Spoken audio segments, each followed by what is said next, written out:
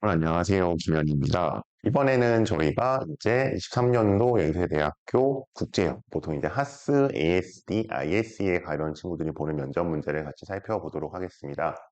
이 국제형하고 이제 국제계열하고 많이 헷갈리시는데, 예, 국제계열은 이제 특기자로 분류가 돼서 영어 지시문의 영어 면접을 푸는 거고요. 이 국제형 같은 경우에는 두 가지 특징이 있죠. 우선 보시는 것처럼 기존의 학종이나 추천형 문제와 폼에서 똑같습니다. 지시문 4개, 가나, 다, 라로 구성이 되어 있고, 그다음에 역시 이제 제시문 라에서 이제 이렇게 자료를 해석하는 문제가 나온다도 똑같습니다. 다만 그 위에 가나다 제시문 중에 하나가 뭐 이제 역대 기출을 보면 어느 한 해에는 두 개가 영어로 나온 적도 있지만 이렇게 하나는 영어로 제시가 된다라는 거 정도 특징이 있습니다. 그리고 이 문제는 이제 ISE, 그러니까 ISE는 이제 이과잖아요. 보통 이과 친구들이 지원을 하는데 그 친구들도 동일하게 이 문제를 푼다. 그래서 문과 친구들은 뭐 별로 이제 별 느낌이 없는데 이과 친구들 입장에서 보기에는 이거 문과 문제 아니야? 라고 느낄 수 있을 정도로 그런 문제가 좀 특성이 있을 수 있습니다. 그러면 이제 이 문제가 역시 우선 좀 살펴볼 텐데요. 우리 이제 언제나처럼 하는 것처럼 일단 논제 분석을 좀 먼저 하고 가도록 하죠. 논제는 저 아래에 있습니다. 보시면 쓸 준비하고요. 1번 제시문 가나다에는 창조성에 대한 서로 다른 관점이 나타나 있다. 또 가리네요. 그 관점을 비교 분석하시오 라고 되어 있습니다. 그러면 여기 지금 서로 다른 관점 창조성, 다음 키워드는 창조성으로 잡힐 것 같고요. 그 관점을 비교 분석하시오라고 했으니까 역시 마찬가지로 네, 공통점하고 차이점 찾으면 될 겁니다. 그리고 이제 매우 전형적인 연세대학교 3자 비교 문제 나왔고요. 3자 비교는 제시문 3개를 동시에 비교하는 거죠. 그래서 다시 한번 제가 여러 번 말씀드렸지만 풀 한번 상기해 보면 1차적으로는 어떻게 한다? 뭔가 좀 이질적인 거, 가장 이질적인 거 하나. 네, 그래도 좀 비슷함이 있는, 유사함이 있는 둘로 나누고, 그 다음에 이제 2단계로서 이 비슷한 것들을 1대1로 다시 비교를 해줌으로써 가능하다고 했습니다. 이게 일단 첫 번째 플랜 A의 방법이고, 플랜 B의 방법은 뭐가 있다? 이것을 이제 어떤 단위 기준을 잡아서 가장 센 거부터 이렇게 세 개를 순서를 놓음으로써 이제 정도를 비교하는 방법도 있다라고 얘기를 하고 있어요. 얘기를 드린 적이 있습니다. 그래서 이제 그 문제가 나와 있고요. 2번으로 가게 되면은 라의 실험 결과를 설명하고 이제 실험 결과 설명해야겠죠. 여기 살짝 이제 보이고 있는 요 라에 라를 좀 정리를 하고 이를 바탕으로 가의 논지를 평가하시오라고 되어 있습니다.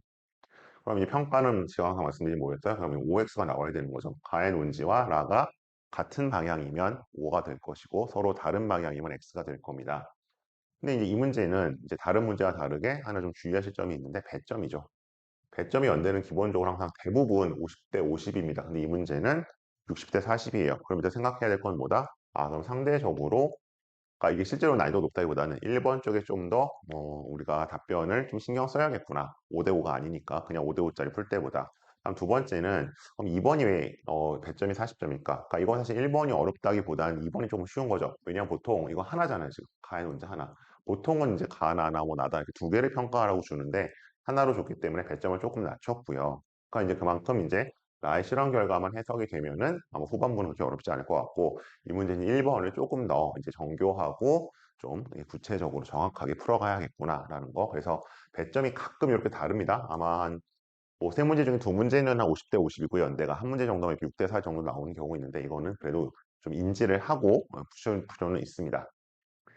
자, 그럼 이제 구체적으로 문제들을 좀 보러 가도록 하죠. 자, 그러면 1번이 이제 어차피 가나다 비교니까 위로 좀 올라가 보겠습니다.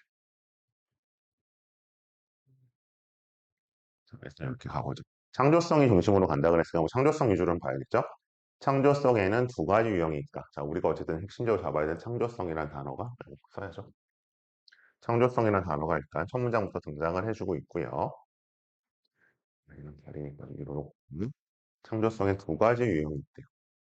첫째는 규칙에 기반을 둔 1차적 창조성이다. 1차적 창조성. 뭐 1차적이라는 게 일단 동그라미 될 것 같고 일단 규칙이라는 게 여기 핵심 키워드가 되겠네요. 그것은 진화한 형태의 인간 두뇌가 학습한 인지적 규칙들에 의존한다. 두뇌는 지각을 통해 받아들인 정보를 이미 습득한 규칙들에 기초해 이해한다. 이러한 맥락에서 사람들은 동일한 정보도 다른 방식으로 이해할 수 있다. 똑같은 노란색이라 할지라도 어떤 사람은 부기의 의미로, 다른 사람은 경고의 의미로 지각한다. 따라서 우리가 규칙의 기초에 자각하는 그 자체로 창조적인 과정이라 할 수 있다. 뭐 이것도 창조적이네요. 1차적 성립성. 그다음 그런데 이러한 1차적 성만이 인간 능력의 전부는 아니다. 우리에게는 기존의 규칙들을 확장함으로써 자, 좀 다른 단어, 확장이라는 단어가 나옵니다. 새로운 현실로 나아갈 수 있는 2차적 창조성이 있다. 2차적 창조성이 있다. 이걸 뭐로 하죠? 사람들은 학습된 규칙들을 바탕으로 세계를 바라보는 데 머물지 않고 그것들을 변형하거나 새로운 유형을 만들어낸다. 확장이라는 단어와 같은 맥락이 이제 변형이 되겠죠. 예컨대 예술 작업을 통해 노란색은 더 이상 북이나 경고만이 아니라 저항의 의미를 띠게 될 수도 있다. 2차적 창조성은 새로운 인지적 규칙들을 새롭게 확장하는 인간 고유의 능력을 단적으로 보여준다. 그러면 우선 제시문 가에서는 따라오죠. 지금 가에서는 창조성이라는 거에 창조성이라는 거는 두 가지가 있는 거지. 1차적 창조성이 있고 2차적 창조성이 있고. 근데 이제 1차적 창조성 같은 경우에는 뭐 규칙에 기반한 그리고 2차적 창조성 같은 경우에는 여기서 이제 나오는 것이 핵심 뭐가 이제 뭐 확장이나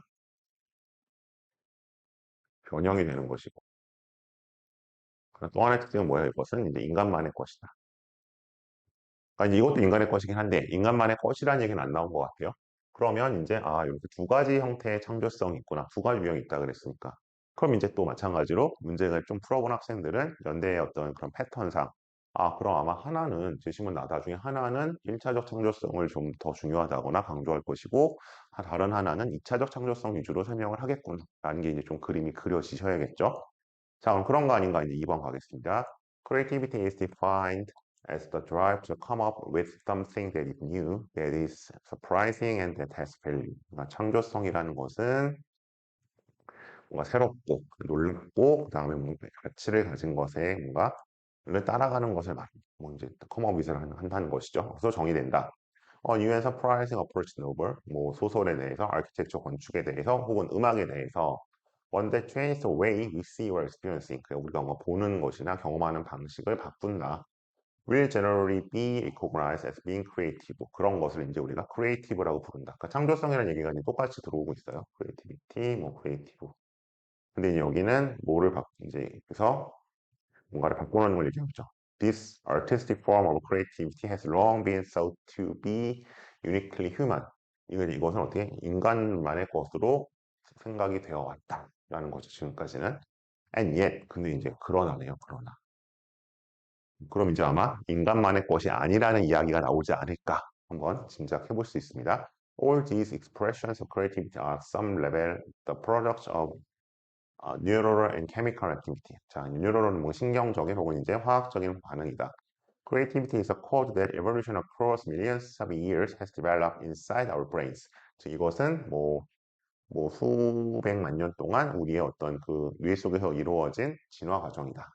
If we examine the creative products of the human species, we can start to see that 이제 우리가 뭔가 이런 창조적인 산물, 뭐 인간 중에 창조적인 산물을 한번 점검해 본다면, 따져 본다면, we can start to see that there are rules. 우리가 이제 보기 시작할 수 있다. rules, 규칙들을 underlying the creative process 이런 이제 창조적인 과정에서 룰을 볼 수 있다. 룰은 아까 어디 나왔어요? 이쪽에 창조성 중에 뭐였죠? 1차적 창조성이죠? 에 대한 얘기네요. So our creativity is in fact more algorithmic, 이제 알고리즘 아니고 algorithmic and rule based than we might want to approach. 그러니까 우리는 rule based. 자, 그러면 여기서 이제 그 두 가지를 크게 하고 있는데 어쨌든 요약을 하면 일단 여기서는 창조성 중에서 어떤 얘기? 규칙에 기반한 창조성을 얘기하고 있어요. 음. 그리고 이것은 뭔가 인간만의 것이 아니다. 네, 그러면 여기서 규칙에 기반한 창조성은 가에서 얘기한 것처럼 어디에 속해요? 이건 아마도 이제 1차적 창조성이겠죠. 일단 이렇게 좀 정리할 수 있을 것 같고요. 그러면 이제 이거 제시문 다로 한번 가봐야겠죠. 제시문 다로 가보도록 하겠습니다. 제시문 다. 자, 배우는 대본을 읽지 않는다. 마치 대본이 유일하게 보여줘야 할 것이 되느냐, 그 내용을 그대로 낭독하지도 반복하지도 않는다. 그러니까 이제 여기서 얘기하는 거는 대본을 그대로 낭독하지도 반복하지도 않는 것이고, 그럼 어떻게 하느냐 보죠. 오늘 가운데로 놓고요. 단순한 낭독이나 반복이라면 연기는 녹음기의 재생 버튼을 누르는 일에 다름없을 것이다. 그러니까 아니라는 거예요. 이제 배우가 하는 건. 배우가 인형극의 꼭두각시로 연기한다면 진정한 의미의 예술적 창조성을 구현할 수 없다. 여기서 얘기하는 건 이제 예술적 창조성에 대한 얘기로 가고 있습니다. 창조성인데 무슨 창조성? 예술적 창조성.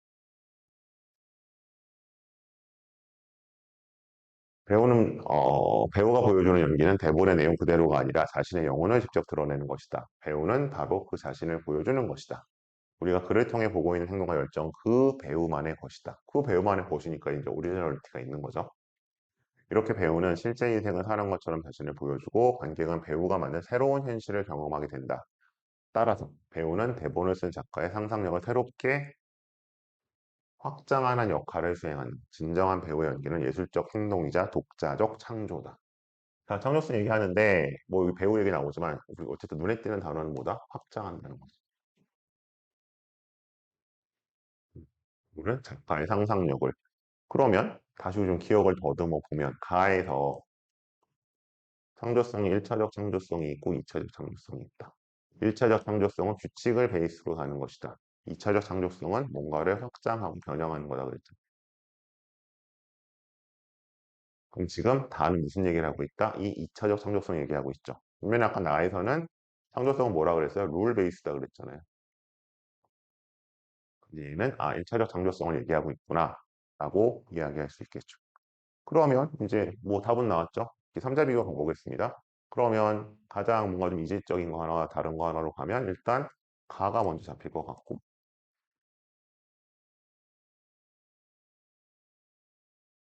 좀 이상하겠죠. 그러니까 질문하는 경우 있어요. 가는 둘 다 있고 나 다는 하나씩만 얘기하는데 왜 어떻게 얘가 가장 이질적이에요? 뭐 다르게 잡아야 되지 않아요 하는데 근데 이제 이렇게 가나나 가다를 묶고 하나를 빼내면 사실은 오히려 이제 그 기준을 잡기가 어려운 걸 보통 잡을 때는 여기가 이제 어쨌든 둘 다를 이제 얘기하고 있거든요. 약간 가치 중립적인. 그러니까 어느 한 편만 얘기하고 그냥 중립을 지키고 있잖아요. 이쪽은 이제 기본적으로 가치를 조금 선택적으로 보고 있죠.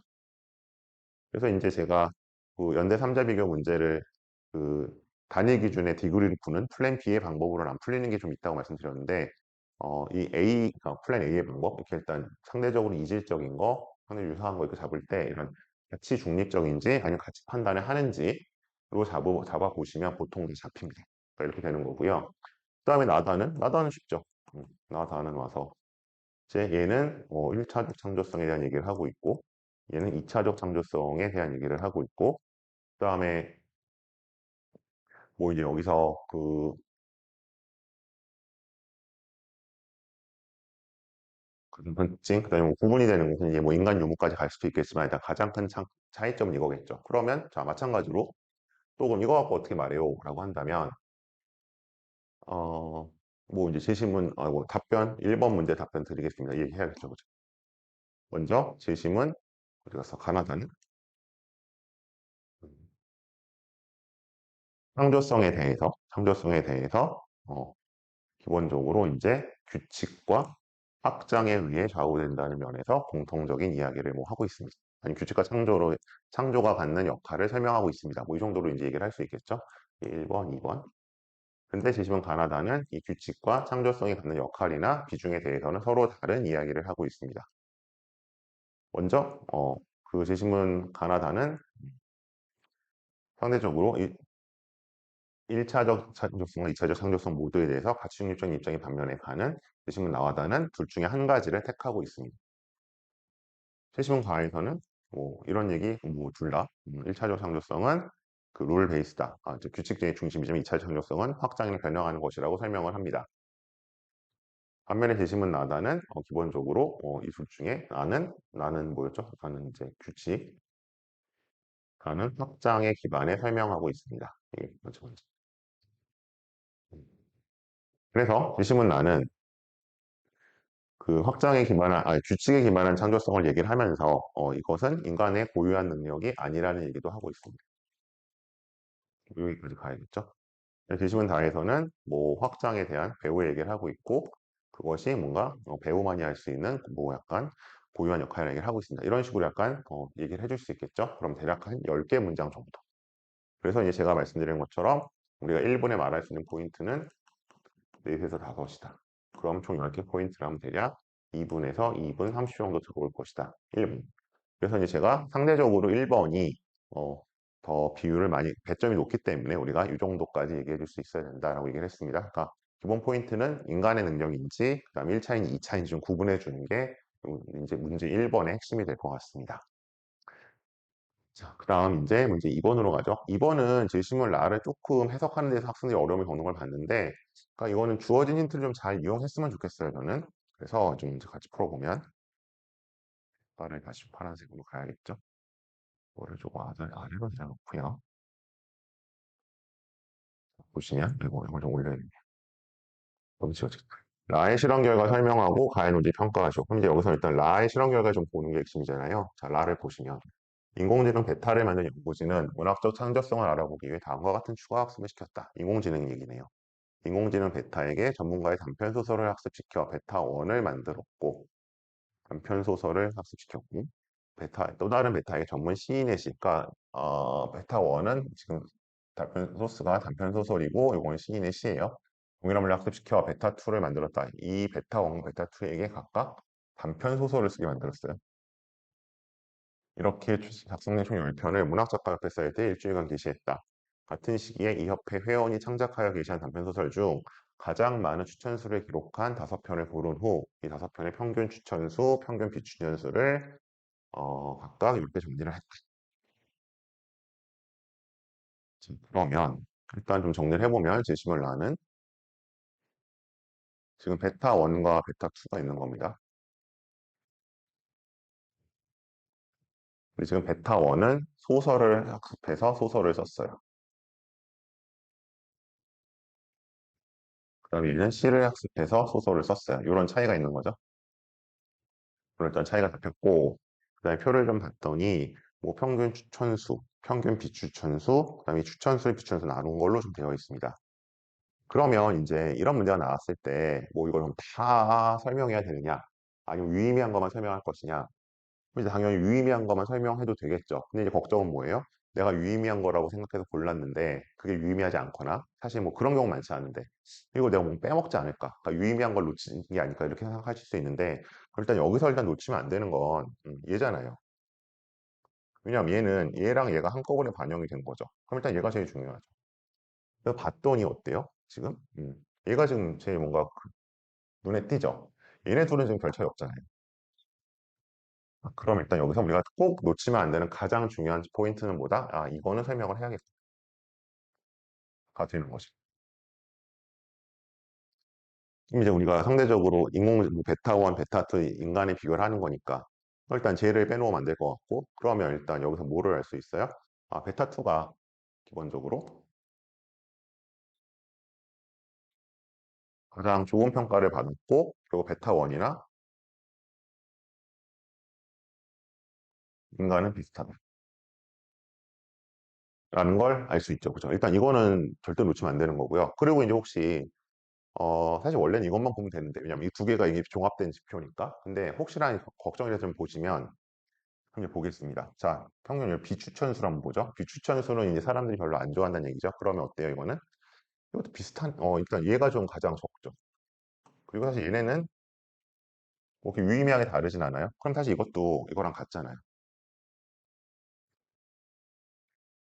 그 다음에 평균 추천수를 한번 가보겠습니다. 추천수는 뭐 얘가 제일 많고 얘네 둘이 비슷한데 근데 이게 그럼 뭔가 꼭 설명을 해줘야 될 요소일 것이냐? 저는 이거는 해줘도 되고 안 해줘도 될 것 같은데 안 해줘도 상관없을 것 같은 게 왜냐하면 사실 얘네 둘이 비슷하고요. 뭐 추천수가 제일 높다고 하는데 사실 또 이건 그만큼 비추천수도 높잖아요. 그러니까 이게 어차피 지표가 반영돼 있죠.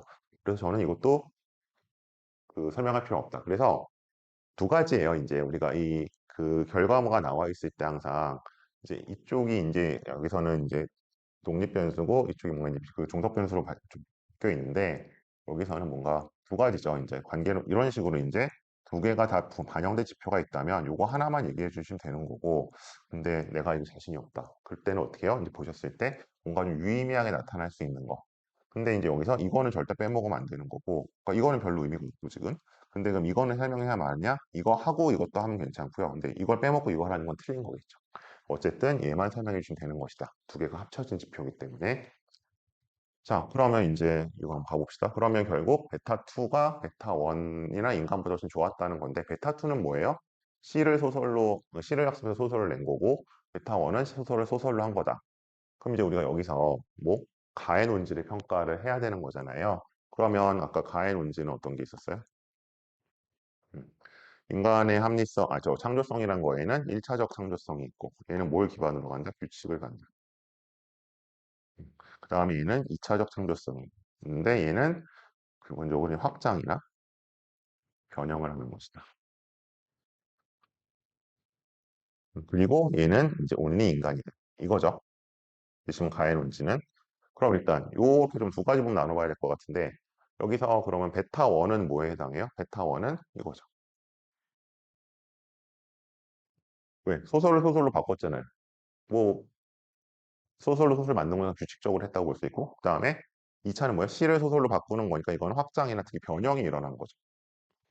요 부분을 얘기를 해주셔야 되겠죠? 베타1과 베타2는 가의 요 부분과 연결이 되는구나.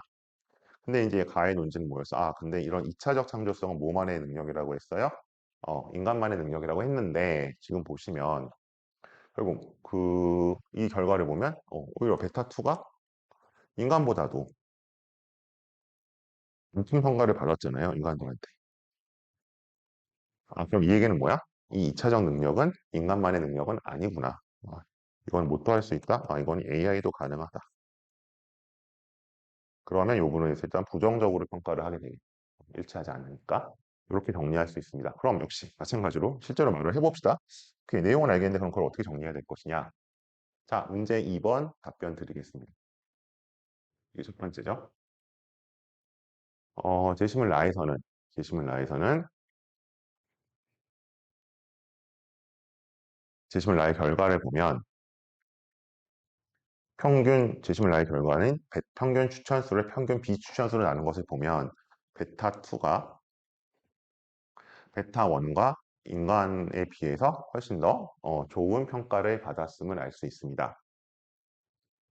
이 지표는 평균 지표는 이 평균 추천수와 비추천을 나눈 것으로서 모두가 반영된 지표이기 때문에 가장 핵심적인 지표라고 말씀드릴 수 있습니다. 그런데 여기서 베타1은 소설을 학습해서 소설을 썼기 때문에 지심은 가에서 얘기했던 소위 말하는 1차적 창조성에 해당을 합니다. 반면에 베타2는 C를 학습해서 소설을 만들었기 때문에 기본적으로 확장을 갖춰야 하는 2차적 창조성에 해당을 합니다. 그런데 지심은 가에서는 이러한 2차적 창조성이 오직 인간만의 능력이라고 한 반면 이 결과를 보면 베타2가 오히려 이렇게 6번이죠. 인간보다 더 좋은 평가를 받았음을 알 수 있습니다. 즉, 2차적 창조성이 인공지능도 가능한 것이므로 이에 대해서 이 제시문 라의 실험 결과는 제시문 4의 논지에 대해서 부정적으로 평가할 것입니다. 되는 거죠. 자, 이렇게 하는 포인트. 그러면 역시 마찬가지로 몇 포인트만 맺고 2분. 아까 1번에서 10포인트였으니까 역시 4분에서 4분 30 정도로 답변이 들어오겠죠. 자, 이렇게 해서 이제 우리가 국제형 문제 풀어봤고요. 느끼시겠지만, 이제 제시문 하나가 영어로 되어 있다는 걸 제외하고는 기존 21년 이후에 추천이나 활동 구성 문제와 포맷이 동일합니다. 그래서 제가 항상 드리는 말씀이 아마 이제 올해는 화루와 국제를 같이 쓴 친구들도 많이 있을 텐데, 국제형이라고 해서 국제형 문제만 풀어보지 마시고요. 왜냐면 아까 영어 제시문 보셨지만 그게 뭐 영어 실력이 있고 없고에 따라 좌우되는 문제가 아니잖아요. 또 내가 화로를 푼다고 해서 화로 문제만 보시면 마시고 이 최대한 이 문제들을 다 그러니까 1년치를 아마 모아보면 이 국제형은 정시 문제도 포맷이 같거든요. 대략 그러면 최소한 뭐 추천까지 따지면 5에서 6세트가 있고 이게 3년치면 한 18개, 19개 좀 될 거예요. 이 정도 문제는 활동 우수든 국제형이든 다 풀어보고 면접장에 들어가시는 게 최소한의 준비다라고 다시 한번 말씀을 드리겠습니다. 네, 이렇게 해서 23년 활동 우수형 문제 같이 풀어봤고요. 역시 또 저와 함께 면접을 준비하실 분들은 요 밑에 댓글에 달려있는 제 연락처로 문자 남겨주시면 또 상담 전화 드리도록 하겠습니다. 이상으로 마치겠습니다. 고맙습니다.